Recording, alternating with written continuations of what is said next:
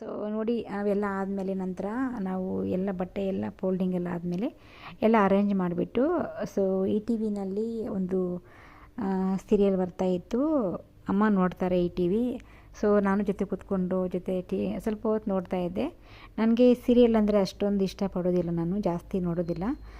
But ಅಮ್ಮ ಇದ್ರಲ್ವ ಜೊತೆಗೆ ಸ್ವಲ್ಪ ಟೈಮ್ ಪಾಸ್ ಮಾಡೋಣ ಅಂತ ನಾನು ಅಮ್ಮ ನೋಡಿ ಇಬ್ಬರೂ ಟಿ ವಿ ನೋಡ್ತಾ ಇದ್ದೀವಿ, ಬಟ್ಟೆ ಎಲ್ಲ ಫೋಲ್ಡಿಂಗ್ ಮಾಡಿಕೊಂಡು. ನಂತರ ಇವಾಗ ಇನ್ನೊಂದು ಹೊಸ ಹಳೆಯದೇನೇ ಎನ್ನೇನೋ ಜನ್ಮದಲ್ಲಿ ಬಂದಮ್ಮ ಅಂತ ತೆಲುಗು ಸೀರಿಯಲ್ಲು, ಅದು ತುಂಬಾ ಚೆನ್ನಾಗಿತ್ತು. ಅದು ಒಂದು ಸೀರಿಯಲ್ನ ಡೈಲಿ ನೋಡ್ತಾ ಇದ್ದೀವಿ. ಡೈಲಿ ಒಂದು 10-20 ಎಪಿಸೋಡ್ ನೋಡ್ತಾ ಇದ್ದೀವಿ, ಏಕೆಂದರೆ ಅದು ಮುಗಿದೋಗಿದೆ ಆಲ್ರೆಡಿ. ಹಾಗಾಗಿ ಡೈಲಿ ಒಂದು 10-20 ಎಪಿಸೋಡ್ ನೋಡ್ತಾ ಇದ್ದೀವಿ. ನಾನು ನಮ್ಮ ಮನೆಯಲ್ಲಿ ಎಲ್ಲರೂ ಸೇರ್ಕೊಂಡು ನೋಡ್ತಾ ಇದ್ದೀವಿ. ನೋಡಿ ಇವಾಗ ಇಲ್ಲಿ ಬಂದಿದ್ದೀವಿ ಒಂದು ಶಾಪಿಂಗ್ಗೆ, ಶ್ಯಾಮ್ ಟೆಕ್ಸ್ಟೈಲ್ ಅಂತ.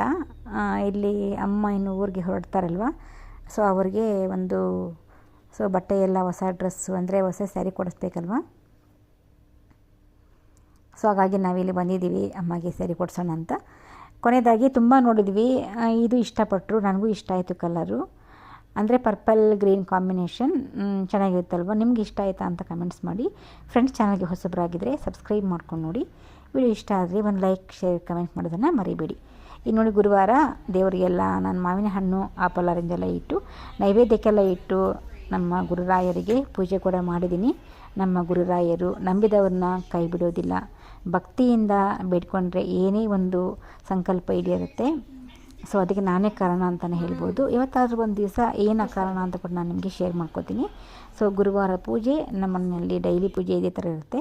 ನಂತರ ನೋಡಿ ಸ್ಯಾರಿ ಈ ಥರ ಇದೆ.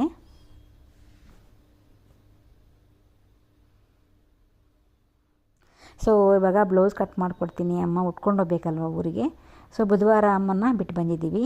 ಇವತ್ತು ಗುರುವಾರ. ಇವತ್ತು ಸ್ವಲ್ಪ ಮನೆಯಲ್ಲಿ ಬೇಜಾರಾಗ್ತಿದೆ, ಯಾಕೆಂದರೆ ಅಮ್ಮ ತುಂಬ ದಿವಸ ಇದ್ರಲ್ವ ಈ ಸಾರಿ. ಮನೆ ಸ್ವಲ್ಪ ಬೇಕು ಅನ್ನಿಸ್ತಾ ಇದೆ. ಯಾರಾದರೂ ಬರೋಕ್ಕೆ ಮುಂಚೆ ಒಂಥರ ಇರುತ್ತೆ, ಬಂದು ಹೋದ್ಮೇಲೆ ಒಂಥರ ಬೇಜಾರಾಗುತ್ತೆ. ನಿಮಗೂ ಹಾಗೆ ಆಗುತ್ತೆ ಅಂತ ಕೂಡ ಹೇಳಿ. ನನಗೆ ತುಂಬಾ ಇಷ್ಟ ಆಯಿತು ಈ ಸ್ಯಾರಿ. ನನ್ನ ಹತ್ರ ಇರಲಿಲ್ಲ ಈ ಥರ ಸ್ಯಾರಿ, ಬಟ್ ಅಮ್ಮ ತಗೊಂಡ್ರು. ಬಟ್ ಅಮ್ಮ ಕೊಡಿಸಿದಲ್ವ, ಅಮ್ಮನೇ ಉಟ್ಕೊಂಡು ಹೋದರು. ಇಲ್ಲಿ ನೋಡಿ ಫ್ಯಾನ್ಸಿ ಸ್ಟೋರ್ ಬಂದಿದ್ದೆ. ಫ್ಯಾನ್ಸಿ ಸ್ಟೋರಲ್ಲಿ ನನಗೆ ಬಳೆ ಬೇಕಿತ್ತು, ಬಟ್ ಬಂದೆ ನೋಡಿದೆ, ಎಲ್ಲ ಚೆನ್ನಾಗಿತ್ತು. ಯಾವ ಬಳೆ ಅಂತ ಗೊತ್ತಾಗಿಲ್ಲ. ಸೊ ನೆಕ್ಸ್ಟ್ ಸ್ಯಾರಿ ತೊಗೊಂಡೋಗೋಣ ಅಂತ ಜಸ್ಟ್ ಒಂದು ವಿಡಿಯೋ ಮಾಡಿಕೊಂಡೆ, ಚೆನ್ನಾಗಿ ಕಾಣ್ತಾ ಇತ್ತು ಅಂತ.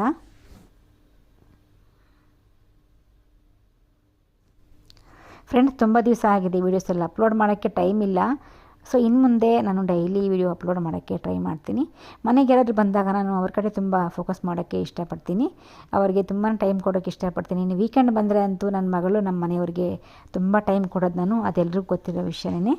ಶನಿವಾರ ಭಾನುವಾರ ಆದರೆ ಫುಲ್ ಟೈಮ್ ಅವ್ರಿಗೇನೆ ಶಾಪಿಂಗಿರೋ ಎಲ್ಲಾದರೂ ಹೋಗೋದು, ಸೊ ಅಥವಾ ಮೂವಿ ನೋಡ್ತೀವಿ ಎಲ್ಲರೂ ಸೇರಿಕೊಂಡು. ಸೊ ಹಾಗೇ ಇರುತ್ತೆ. ಆವತ್ತು ನಾನು ಯೂಟ್ಯೂಬ್ ಮಾಡೋಕ್ಕೆ ಸಮ್ಟೈಮ್ಸ್ ಆಗೋದಿಲ್ಲ. ಸಣ್ಣ ಪುಟ್ಟ ವಿಡಿಯೋ ಆದರೆ ಹಾಕ್ತೀನಿ, ನಾನು ಶಾರ್ಟ್ಸ್ ವೀಡಿಯೋಸ್ ಎಲ್ಲ ಬೇಕಾದರೆ ಹಾಕ್ತೀನಿ. ಇಲ್ಲಿ ನೋಡಿ ನೈಲ್ ಪಾಲಿಶ್ ಎಲ್ಲ ಸೂಪರ್ ಅಂದರೆ ಸೂಪರ್ ಆಗಿತ್ತು ಫ್ರೆಂಡ್ಸ್. ನಾನು ಮದುವೆಗೆ ಮೊದಲು ತುಂಬ ನೈಲ್ ಪಾಲಿಶ್ ಎಲ್ಲ ಹಾಕ್ಕೊತಾ ಇದ್ದೆ. ಇವಾಗ ಸ್ವಲ್ಪ ಇಂಟ್ರೆಸ್ಟ್ ಕಡಿಮೆ ಆಗಿದೆ, ಯಾಕೆಂತಂದರೆ ಏನೋ ಒಂದು ಕೆಲಸ ಇದ್ದೇ ಇರುತ್ತಲ್ವ. ಬಟ್ ಹಬ್ಬಗಳ ಟೈಮಲ್ಲಿ ಆಗೋದಿಲ್ಲ. ಫಂಕ್ಷನ್ಗೆಲ್ಲಾದರೂ ಹೋದಾಗ ನಾನು ಈ ಥರ ಸ್ವಲ್ಪ ಲೈಟಾಗಿ ಮೇಕಪ್ ಮಾಡ್ಕೋತೀನಿ. ಅದರ್ವೈಸ್ ಸಿಂಪಲಾಗಿ ಇರ್ತೀವಿ ನಾವು ಹೆಣ್ಮಕ್ಳಲ್ವ. ಮೊದಲೆಲ್ಲನೂ ತುಂಬ ಎನರ್ಜಿ ಇತ್ತು ಮೇಕಪ್ ಮಾಡ್ಕೊಳ್ಳೋಕ್ಕೆ, ಯಾಕೆಂದರೆ ಅಪ್ಪ ಅಮ್ಮ ಮನೆಗಿದ್ದಾಗ ಎಲ್ಲ ಕೆಲಸ ಅಪ್ಪ ಅಮ್ಮನೇ ಮಾಡ್ಕೊತಾರಲ್ವ. ಸೊ ಇಲ್ಲಿ ನಮ್ಮ ಮದುವೆ ಆದಮೇಲೆ ನಮ್ಮದೇ ಜವಾಬ್ದಾರಿ, ಮಕ್ಕಳು ನೋಡ್ಕೊಬೇಕು ಮನೆಯಲ್ಲಿ. ಸೊ ಹಸ್ಬೆಂಡ್ ನೋಡ್ಕೊಬೇಕು, ಅವ್ರಿಗೆ ಟೈಮ್ ಕೊಡೋದು ಸರಿ ಹೋಗುತ್ತೆ. ನಮ್ಮ ಬಗ್ಗೆ ಅಷ್ಟೊಂದು ನಾವು ಟೈಮ್ ತಗೊಳ್ಳೋದಿಲ್ಲ. ಫ್ರೆಂಡ್ಸ್, ಇವತ್ತಿನ ವಿಡಿಯೋ ಇಷ್ಟೇ. ಸೊ ನಿಮಗೂ ನನ್ನ ಇವತ್ತಿನ ಒಂದು ಚಿಕ್ಕ ವಿಡಿಯೋ ಇಷ್ಟ ಆಯಿತಾ? ಇಷ್ಟ ಆಗಿದರೆ ಲೈಕ್, ಶೇರ್, ಕಮೆಂಟ್ಸ್ ಮಾಡೋದನ್ನು ಮರಿಬೇಡಿ. ಮತ್ತೆ ಸಿಗೋಣ. Thank you for watching.